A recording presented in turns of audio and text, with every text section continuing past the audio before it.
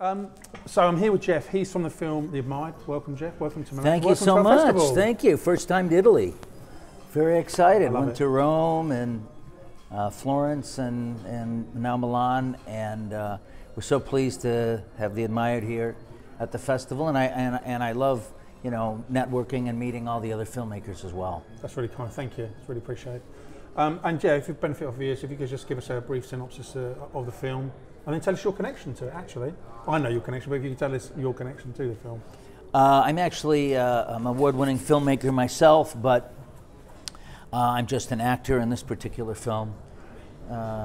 Jacqueline Murphy wrote it, directed, and produced it, so she did all the work and deserves all the credit. She wasn't able to come, but we've been in quite a few of your festivals and won some awards, and we're very grateful for the response.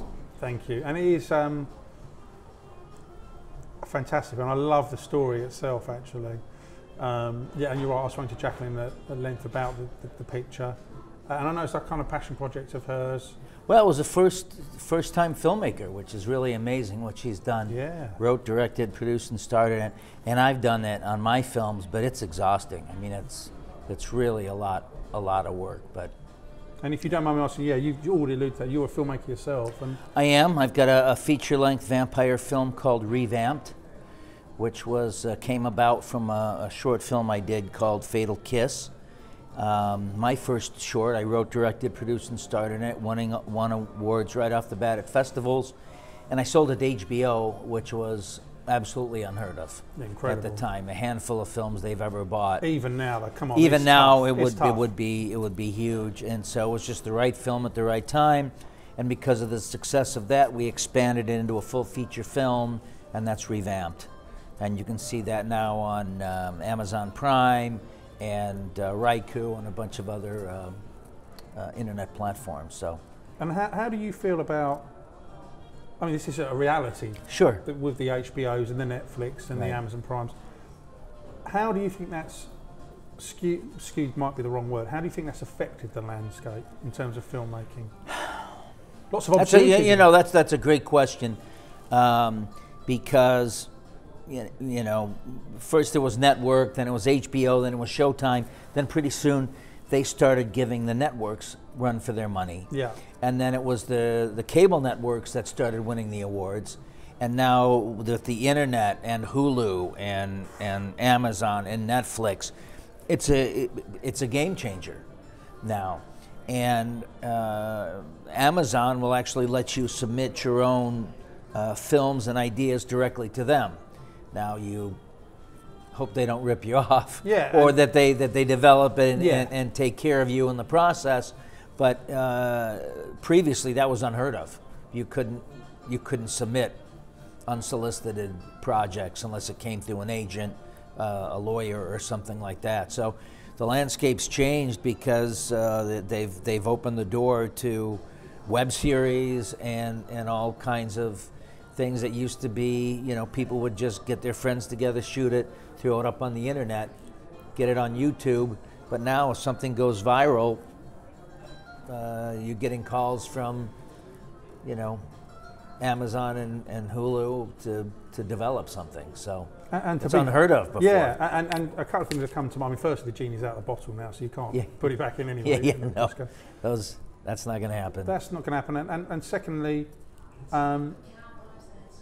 whatever any feeling anyone may have about this new kind of access to programs that are now coming out, the fact is they're pretty slick, aren't they? They're pretty professional. And it looks good. It's done right. Studio productions on the internet. Yeah. You know, they're not. They spend as much money on these. You know, James Franco was in the Hulu series based upon the Stephen King story. Brilliant. You know. You don't get those actors, you don't get those production values, you don't get that studio money for something that's not first rate. No. And when you see James Franco and these major stars now jumping to the internet, it's opened the whole door. Oh yeah, I mean, you've got even the getting back to the Netflix, the whole way the landscape's shifting. You know, Matthew McConaughey's Kevin Spacey. So you just said James Franco. I mean, let's be honest, these are A-list stars. Well, you might want to say Kevin Spacey anymore. I know, but you know, yeah. As was, I should say. It's a random name that I just picked out there. As was. You know, I tell you, that whole Harvey Weinstein thing has opened a whole can of worms, because now everybody in Hollywood is running scared. You know, you can't say that. You know, now everybody is. It's terrible that someone like him did such bad things that now that it's come out, it's shone a light on it. It's causing a whole landslide of other incidents, and it's really changed Hollywood as we know it. And unfortunately, it's affecting everything. I mean, it's not fun to talk about, but it's a reality, and I'm sure that's going to spread to Europe and everywhere else where that kind of behavior takes place. Yeah, and you know, it's quite right that lights are shone these appalling incidents, and it's an example in the House of Commons. There's been a few MPs that have been accused of sexual impropriety and inappropriate behaviour, and you know, these things need to be. Well, it can't be swept under the carpet anymore, and it shouldn't, and it should never have been tolerated. What bothers me is all these people that are now saying how horrible. They knew it was happening for years. Coming up when I was a nobody in Hollywood, I had heard stories about Harvey Weinstein. You know, I mean, everybody knew it, didn't say anything, and now that it's come out, it's just exploded, and there's a lot of fallout.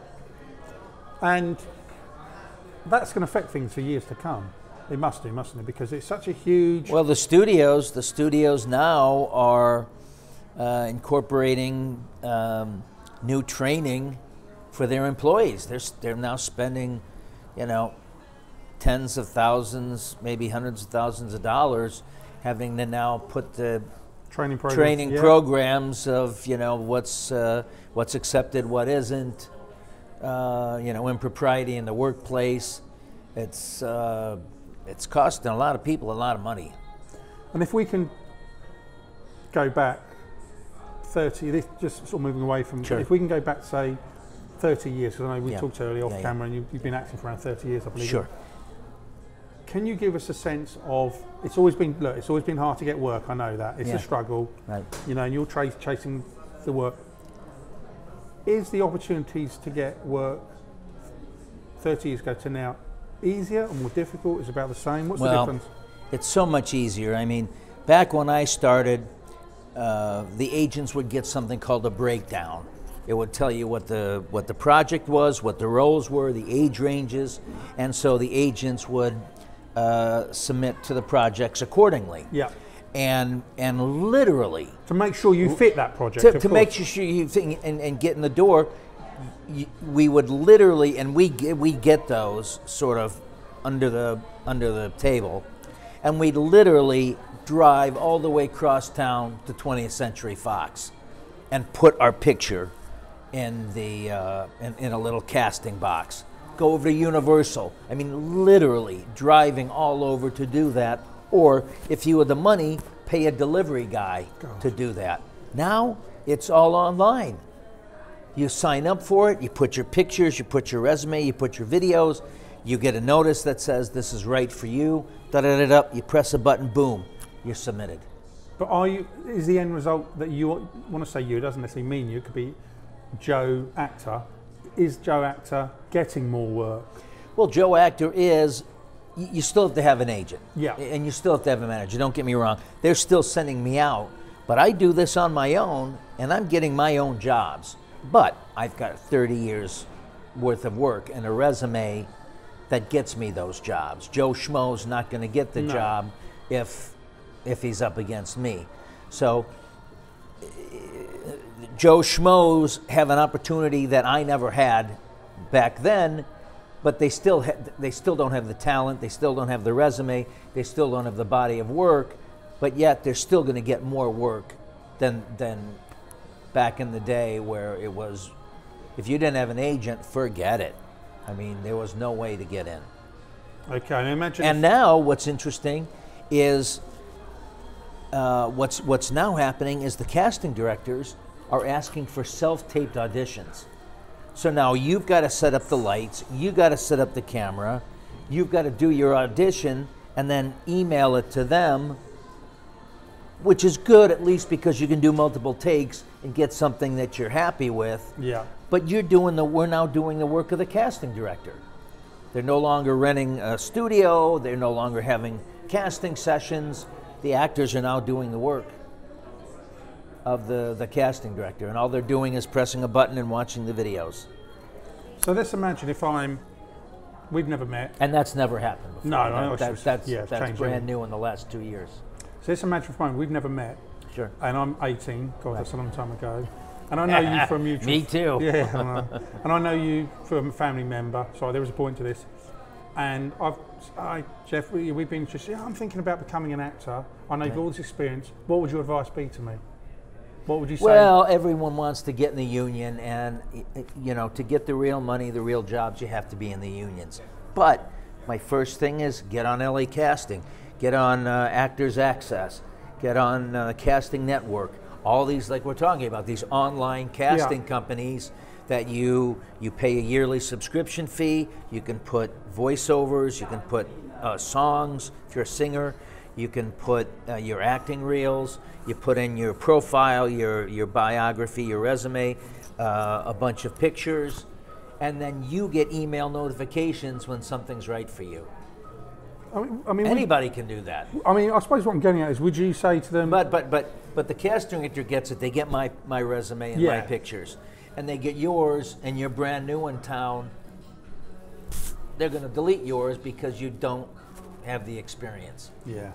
And in order to get the experience. But yet they're in the game, and there's low-end jobs that I won't do for little money, and a lot of them are free. They don't even pay you. But these guys will say, okay, I'll do it because I want the experience. So there is still those opportunities, because a lot of actors, won't work for free anymore. Or $100 a day. It's ridiculous. So would you sort of say, okay, you want to become an actor, you need to know this, that, and the other before you even think about becoming an actor. Here's my advice to you.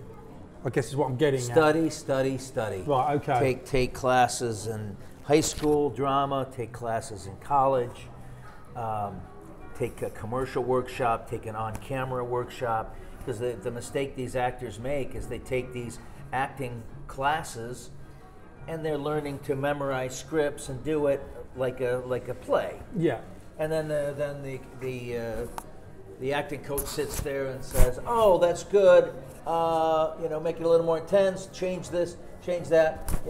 Okay, good, bravo. Okay, who's next?" Well, it may or may not be helping them as actors, but they know nothing about TV and film. So how is that going to help them? Because when you're doing a play, it's big, and you've got to, your perform in TV is so small, and the reactions are so small and subtle, and just a look, an eyebrow, or whatever, and these actors aren't used to that, because they're used to these scene study courses, and then they get into a casting director. Whoa, bring it down, don't, you're doing too much. Well, overrating it too much. And that's because that's what most actors are used to doing. I teach an acting workshop too. It's called Everything They Don't Teach You in Acting Class. And it's the business of show business. It's marketing yourself. Actors don't realize that you're a commodity. You're a business. And you've got to look at yourself like a business and market it. You got to have a website. You've got to be professional. You have no idea how many actors don't even have business cards. Do you have your card? And I'm a casting director too.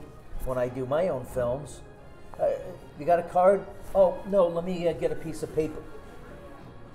Yeah, that's a fight. You're an actor. That's fatal. Would you start a restaurant and not have a business card? It's amazing to me how these actors just they don't get it. They think all they need is a picture, a resume, and an agent, and then they just sit by the phone and wait for it to ring.